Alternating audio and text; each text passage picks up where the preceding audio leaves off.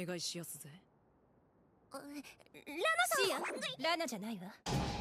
失影のラナイフェリナよ。ラナさんまで何を言って。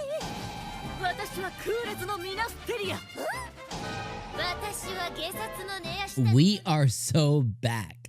Arifureta Season 3, Episode 1. We are so back, my friends. We're back with Hajime, Yue, and the crew.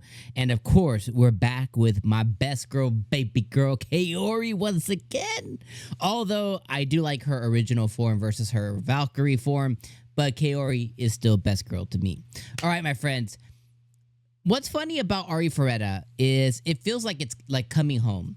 And what I mean by that is, if you have ever had like your favorite movie or your favorite video game and you genuinely know that it's not a good movie or good game, right? Like my favorite movie of all time, like non-anime movie, just favorite movie is Tron, okay? And it's the like mid 2000s Tron.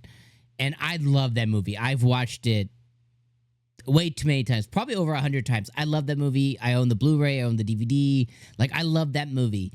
But I genuinely know that it's not like a good movie. It's probably like a 7 out of 10 movie at best. But to me, it's my favorite movie of all time. I love that movie so much. And you may have a memory where maybe you have like a specific game, right? Like something that got you through your childhood, or a game that wasn't like seen as something like really good, but it's your favorite game, and that's the game you love playing. Like there's a couple of games I think that I think of that way. You know, like there's a game on the Game Boy Advance, and it's called GT Racing. And when I was when I was like a teenager, I loved racing games, right? But like this is like, pre-teen. So right before high school, like, like that weird middle school era where you're like fighting yourself. And that game, I enjoyed playing Gran Turismo. I enjoyed playing, different racing games. I liked playing Cruis'n USA. But I got my Game Boy Advance in like 2001. And it was I loved that thing. And of course I had Pokemon stuff, but I had GT Racing, and I would just play it nonstop. In the grand scheme of things, it's probably like a 6.5 out of 10 racing game. It's not but I would just play it nonstop. And I have that. I have the first game, the second, the third game, the rally game. Like I just love that series. But I know in my heart, because I've gone back to it, I know it's not a good game. But I love it so much. That's what I feel, and I thank you guys for being with me for 2-3 minutes already as I go on a rant. That's how I feel about Arifureta. I love Arifureta. I just love Arifureta. I love the world. I love Hajime. I love his harem band of girls, right? From Yue, obviously Yue is number one, right? She's the main B. To Shea, Shea's coming out this episode, and Hajime showing the love for her. To our dragon girl Tio, where she's gotten violated a bunch. To best girl Kaori, our little saintess now Valkyrie. To our baby girl Mew, right, the little daughter Mew. To the recent addition to the harem Shizuku, right. To the teacher out there, our favorite teacher Aiko. I just love the characters, in this show, and I love the vibe and everything. And earlier on this season, I gave Best ED to Danmachi and to Dandadan, and I thought those were like the best EDs of the season so far. But honestly, Arifureta came out just ooh, and I was like, oh shit, let's go, ooh. And then it showed us with like Kaori just like, and then Tio just, and I was like, oh shit. I was like, yo, they know their audience. So best ED of the season so far, yeah, Arifureta takes the cake there. Also, I absolutely loved it. I loved the ED. I thought the ED was just so good, and I felt like, again, Arifureta, we're coming home. Now, I was really hoping, this season, I was really hoping that with them getting a season 3, and we got the OVAs last season. In season 2, we got OVAs, so I was really happy about that. But I was really hoping that the studio, which is studio, I'm going to call it Ass Read. That's how I say it. It might be a thread, or something like that. But I was really hoping that they would have gotten some more fatty at home, some more monies. But that didn't happen. We are very much back with the same budget, the same god awful 3D animation that we got in the prior seasons.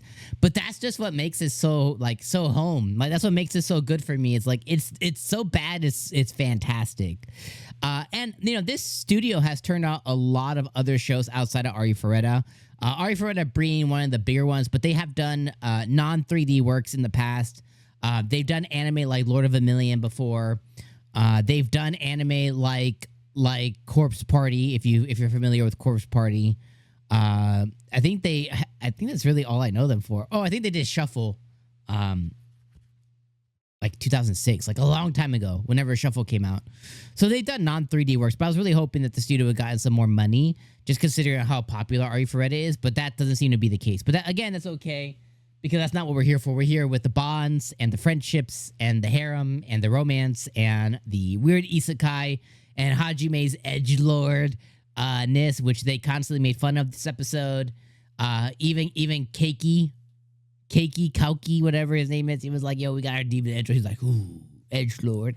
And then you had this episode, we had, the main episode is basically, refamiliarizing ourselves with the show. Yue starts the episode with her reading her diary, which is just kind of like a summary or a kind of recap of everything that's happened to them and their party so far, which is awesome. And it's really good because it's been a minute since we've had a moment with the parties.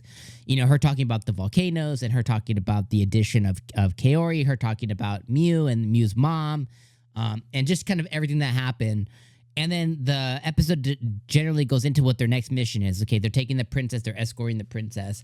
But before they get to this, the grand whatever, and they get to the empire and stuff like that, Shea's family comes into their livelihood comes into question because they came across a bunch of different beastmen, part of them that Hajime had trained before when he was in Shea's village, and they're fighting off the empire. And we come to find that her dad was one of the victims or one of the people taken in. Seems optionally. Seems like he let himself be captured.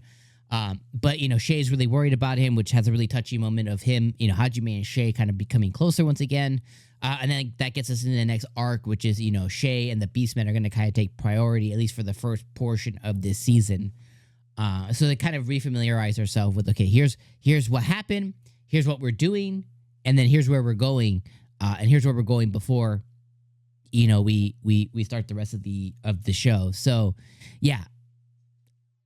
Arifureta is back. It's scheduled for 16 episodes this season.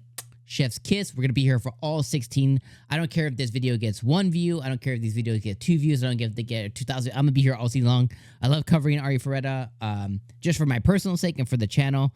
I love to let you guys know that Kaori's best girl. So Team Kaori all day long. My little Valkyrie.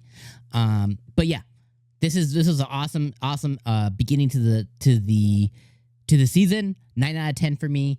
My realistic reviewer scale, I think this was a 7 out of 10. I think this was a good episode. I think this was a great start to the season.